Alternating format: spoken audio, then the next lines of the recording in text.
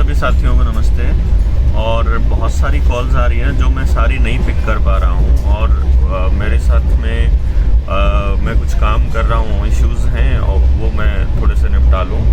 तो आज कॉल्स आ रही हैं लगभग हर ज़िले से, मतलब महेंद्रगढ़, भिवानी, झज्जर, रोहतक और करनाल और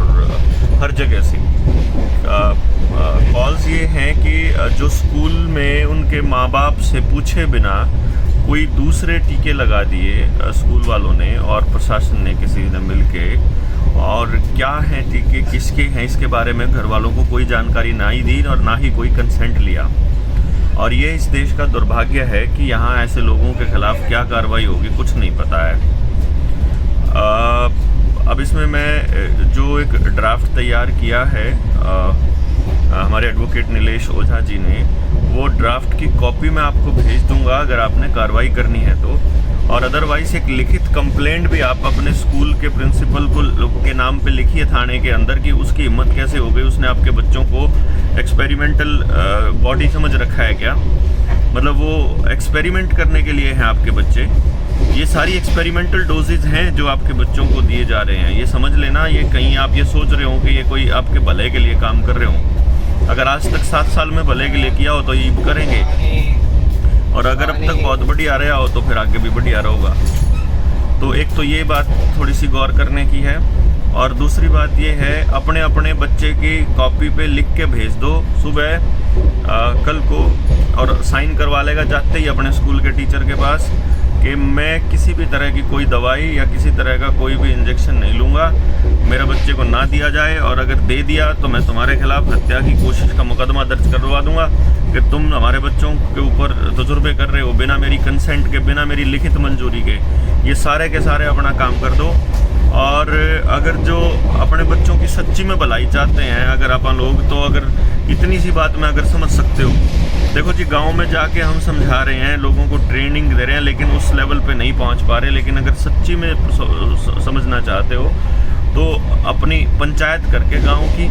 मीटिंग करके, और ये प्रस्ताव पास कर दो स्कूल के सारे डॉक्टरों को कि किसी भी बच्चे को, हम तो सारे तरह के टीकों का बहिष्कार करते हैं, सारे तरह के, मतलब सारे तरह के,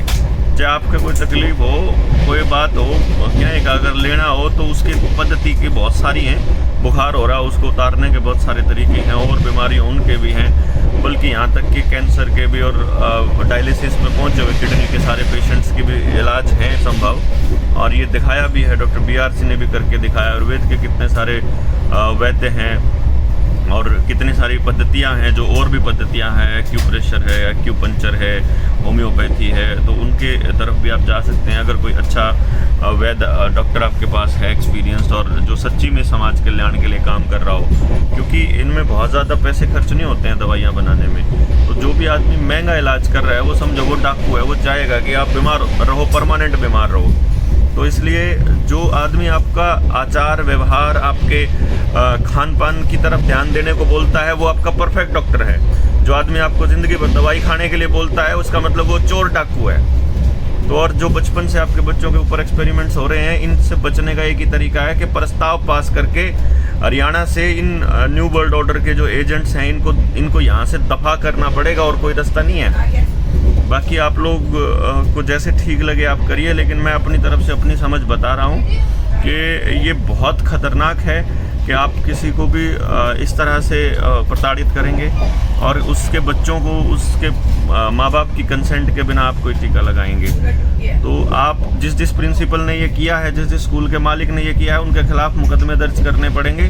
और उनके ऊपर कानूनी कार्रवाई करनी पड़ेगी। उनको एक ड्राफ्ट बनाया है, उसमें जो ज़रूरी अमेंडमेंट है वो करके, वकील से बात करके उनके खिलाफ नोटिस दीजिए, उनके खिलाफ मुकदमा कीजिए, FIR करवाइए, और इन सबको जेल भिजवाएंगे जितने भी ये गुंडे हैं ना, जो न्यू वर्ल्ड ऑर्डर के, जो हमारे बच्चों पे एक्सपेरिमेंट्स कर रहे हैं। तो ये एक समझने की बात है। इस पूरे के पूरे खेल को इसी तरीके से समझा जा सकता है केवल।